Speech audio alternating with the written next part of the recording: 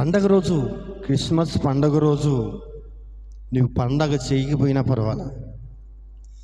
Christmas పండగ వచ్చినప్పుడు నువ్వు ఇంటి మీద స్టార్ కట్టకపోయినా పర్వాలా. క్రిస్మస్ పండగ వచ్చినప్పుడు నువ్వు కొత్త బట్టలు వేసుకోకపోయినా పర్వాలా.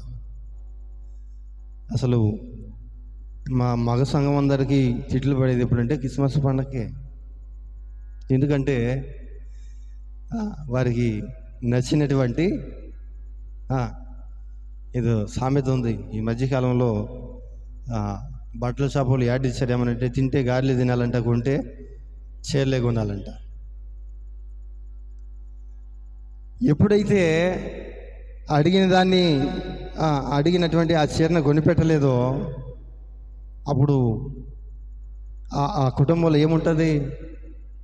కొంతమంది క్రిస్మస్ పండగ రోజు కొంతమంది ఇళ్ళలో ఏముంటాయంటే పోట్లాట్లు ఉంటాయి, తగులు ఉంటాయి. ఎందుకంటే అడిగింది కొనిపెట్టలేదని. అసలు విచిత్రం చెప్పాలి అంటే, మనం ప్రార్థనకి వెళ్తున్నాం అనుకోండి, క్రిస్మస్ పండుగ రోజు కనుక మన ఇంట్లో బిర్యానీ వాసన రాకపోతే, క్రిస్మస్ రోజు కనుక మన ఇంట్లో బిర్యానీ వాసన రాకపోతే పక్కింటి వాళ్ళైనా కాకేసాడుతారు, మీ పండగ అయ్యేలా చేసుకోవట్లేదా మీరు?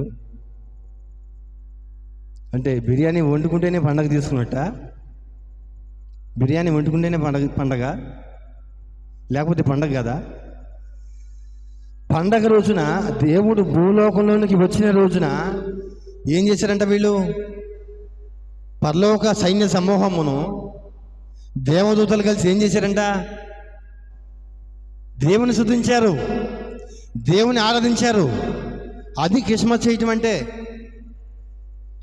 క్రిస్మస్ పండగ చేసుకున్నా చేసుకోకపోయినా, నువ్వు క్రిస్మస్ పండగ రోజు బిర్యానీ వండుకున్నా